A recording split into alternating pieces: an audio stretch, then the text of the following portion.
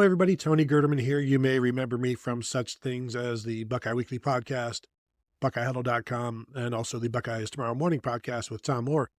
I am mainly what I do is I write about the Buckeyes, and I do that at BuckeyeHuddle.com. And one of the things that I've been writing about this month is how Ohio State is going to replace the many departed starters from the 2024 national championship team. And I thought rather than just writing about it, why don't we also discuss this on YouTube and throw our thoughts out there and get this to the audience that watches the videos. So up first today, we're going to talk about how Ohio State is going to go about replacing Emeka Egbuka at slot receiver. And to just call him a slot receiver is really underselling everything that he's done at Ohio State. But that is the position that is up for grabs right now. And when you talk about replacing Emeka Egbuka, just statistics-wise, you're talking about replacing the all-time leading receiver in Ohio State history. He has 205 receptions, more than anybody else, broke KJ Hill's record, finished with 2,868 receiving yards, which is second all-time behind Michael Jenkins, and finished seventh in school history with 24 touchdown receptions, tied with Brian Robisky for that mark. So this is a guy who has been a producer for the last 3 seasons, missed quite a good portion of the 2023 season, and then came back for the 2024 season, but was a leading receiver this past season, 81 catches, 1,011 yards, became just the second Ohio State receiver in school history to have 2 1,000-yard seasons, joining classmate, former teammate Marvin Harrison Jr. in that regard is the only receiver in Ohio State history with 2 70 reception seasons. So he's alone in that one. Will probably be joined at some point by Jeremiah Smith, but this is an idea of the amount of production that is being lost. And to just talk about the production that's being lost is kind of underselling Emeka Egbuka as well, because he's always been a tremendous route runner. He's a selfless guy. He came to Ohio State, was playing outside receiver. Then Jackson Smith and Jigba goes down in 2022. He moves inside as a true sophomore. It's like, yeah, no big deal. And he stepped in and put up 1,000 yards and 10 touchdowns and was remarkable as a sophomore. And then huge things were expected. And as a junior, injuries kind of limited him there in 2023. But a guy who has been a leader, who has been the guy who pushed the guys in front of him when he was a freshman. Him and Marvin Harrison came in and they pushed the guys in front of them and got them better while also getting themselves better. But he also learned firsthand how this needs to be done and how you need to grow and become a leader on the field and off the field. And that's something that he's done very, very well. And, he blocks, he leads, he is a vocal leader. He leads by example. He's been a selfless player throughout. So that's who Ohio State is losing. That's who Ohio State has to replace. And you look at the candidates, well, the thing about replacing your slot receiver is that Jeremiah Smith and Carnell Tate, your 2 starting outside receivers, are both going to move into the slot at times when they are looking for, when Brian Hartline, Ryan Day, the offensive brain trust, they're looking for a matchup with a safety or whatever, just looking to get one of those guys in the slot in a favorable matchup. So some of those snaps are going to go to those 2 guys. The next 2 guys the next guy in would be Brandon Inniss, who was basically the 4th guy this past season and has been in the slot his entire career. He is now entering his 3rd year, former 5-star guy, got to Ohio State as a true freshman in June. That kind of set him behind because the early enrollees, they get to go through spring and they get to experience life as a true freshman. And Brandon Inniss didn't get to do that. So he's kind of been behind, but now this is his 3rd year. So the time is now. He needs to be that next guy. As a 2nd-year guy this past season, Brandon Inniss caught 14 passes for 176 yards and a touchdown. That touchdown coming against Oregon in a big play, big time in a big game way back in October. So he's a guy that is a really, really talented route runner, is quick and has burst. Saw a big 1st down catch on a 3rd down throw against Notre Dame, Notre Dame in the national championship game. Like I said, he can get downfield. He can run all kinds of screens that you need, is a guy that has pretty darn good spatial awareness, which is what you want out of your slot receiver.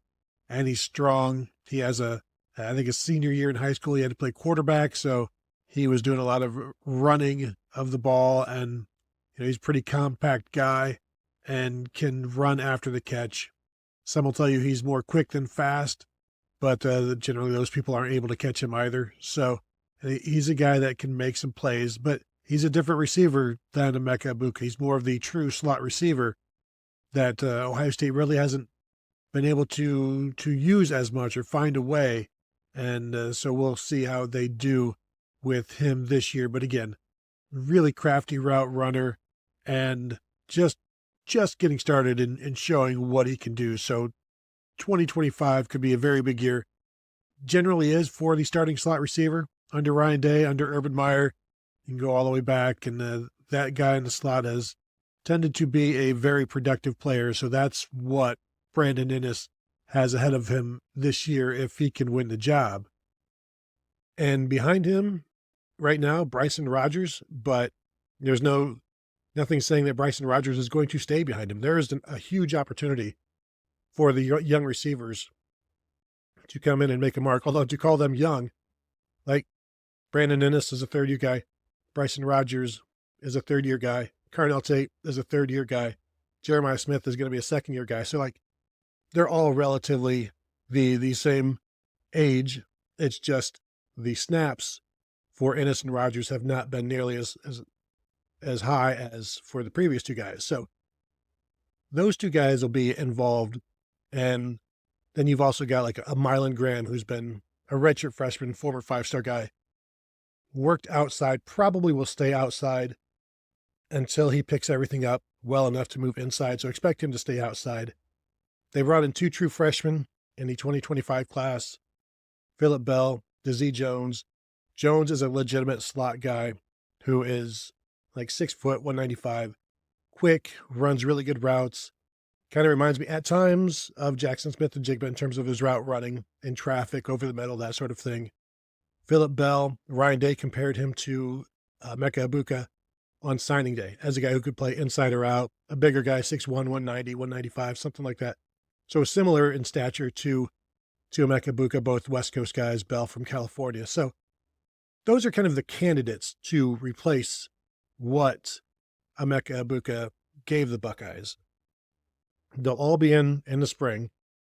Now, I don't think you're going to need Jeremiah Smith and Carnell Tate to be doing much in the spring, which means a lot of work for everybody else. And, getting Brandon Inniss an opportunity to kind of take over the role.